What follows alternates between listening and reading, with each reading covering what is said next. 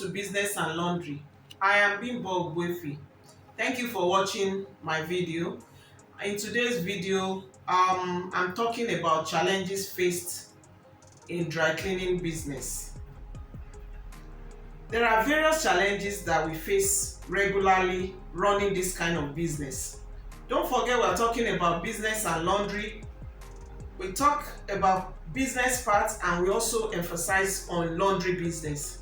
So the challenges that are faced on a regular basis, I will just list the few that I can't discuss every one of it in this video. If you want more knowledge, kindly contact us through WhatsApp. We also do the offline and in-house training for you to get more knowledge. Talking about the challenges of this kind of business, there are various ones. I will start by talking about the challenge of attracting customers. You need to be able to do your marketing to be able to get your customers. But if you serve one customer well, word will go around and they will come back and they will encourage their friends, their families to use you. So you need to satisfy them very well and every other thing will be added. I would like to talk about weather. Weather is the key point. What I mean by that is most dry cleaners prefer dry season.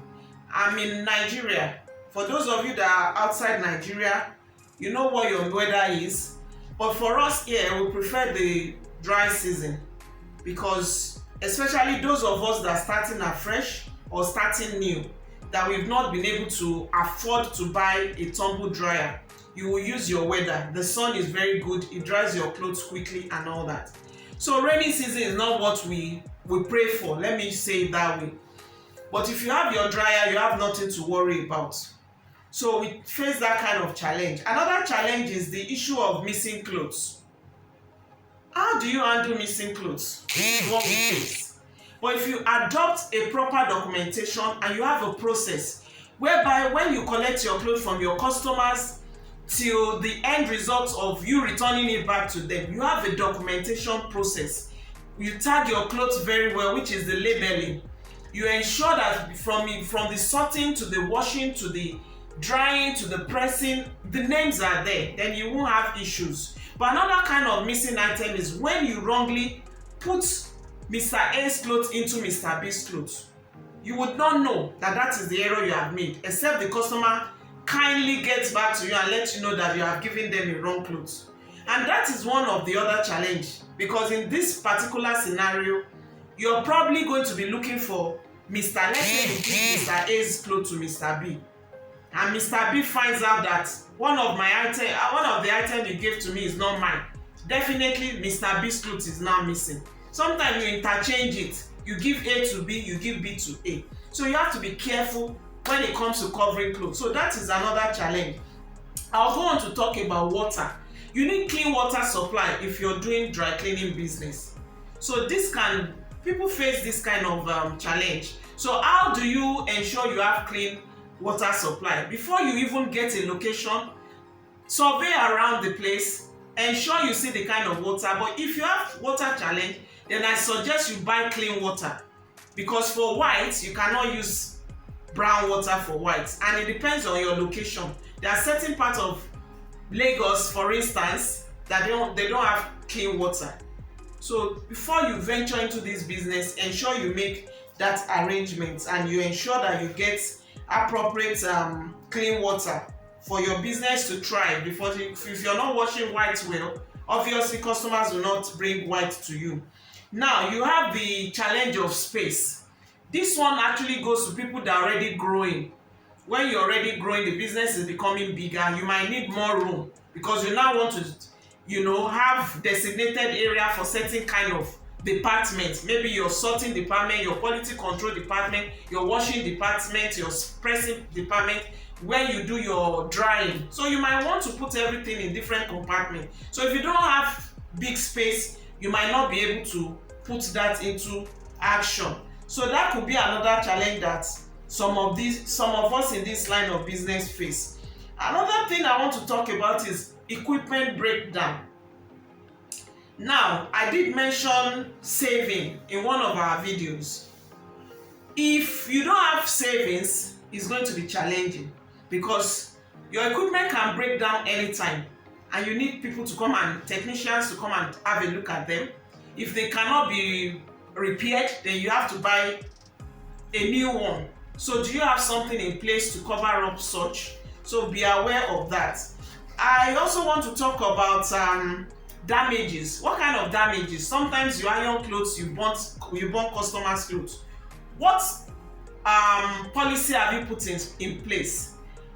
Accidents can happen, so you have to own up. You have to let your customers know that you have made an error. So it's now up to the customer, whatever they decide. They either say pay back, they either say, oh, don't worry, it was a mistake or whatever. Anybody can make mistake and all that. So you need to put all this into consideration. Lastly, I would like to talk about meeting up with deadlines. There are various, if you go online, you will even see more than what I'm telling you. But because this is what I do on a regular basis, and like I said, I'm only doing this video to assist fellow people in this kind of business, so I might not be able to say everything in the videos. So that is why we encourage, if you want more advice or you want to come into our factory or facility to do a proper in-house training, we are open to that. So most of the things I say here, you get them online, but I'm telling you from my own little experience. It's not what I read up or what, this is what I do every day. So when I started this business, I used to ask myself, how many clothes am I going to wash to be able to achieve certain things in life? But if you dedicate to doing this job, you do it diligently well, I'm promising you that you fly. You will really fly. So lastly, what I'm talking about is your delivery time or you're meeting your deadline. Maybe you gave your customer 2 days. I collect your clothes today, I'll deliver tomorrow. In the process of getting the job ready, something just came up and there's challenge. How do you meet up? You have to meet up, because don't forget that people are giving you clothes because they have important meetings or important occasions to attend to. So if you tell them that clothes is going to be ready on a particular day, you just have to find a way, because you don't want to disappoint that person. I said lastly, but I will still think I should mention power. Power is very important. Electrical power supply, which is a big deal in my country where I'm working. So you need to have your backup. If you can afford solar, if you can afford inverter, if you can afford generator, your business depends solely on power. So without light, you cannot get the job done, because you will not sit and be waiting for your power supply company to supply you light. So if you don't have if you don't have power supply, you need to opt for your gen. You need to opt for your inverter or for your solar. But you need to understand that without power, you cannot run this business successfully. Without clean water, you cannot run this business successfully. You might be able to run this business successfully without equipment. If you're just starting, you can still be doing hand wash, you can be doing manual ironing, but if there's no light, how will you iron? So that is questions for all of us to answer. Like I keep saying in my video, I really appreciate you guys. Please continue to like the video, continue to subscribe. Please kindly share it so that it will benefit someone out there that really needs to hear what I'm saying. Thank you very much. Bye.